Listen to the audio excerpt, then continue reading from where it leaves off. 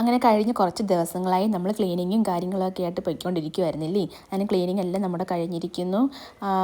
വീടിൻ്റെ അകംവശം മാത്രം കേട്ടോ ക്ലീൻ ചെയ്തേക്കുന്നത്. കിച്ചൺ, പിന്നെ ഹാള്, ഡൈനിങ് ഹാള്, പിന്നെ 2 റൂംസ്, അങ്ങനെ നല്ല ഡീറ്റെയിൽ ആയിട്ട് എല്ലാം ഞാൻ ക്ലീൻ ചെയ്തിട്ടുണ്ട്.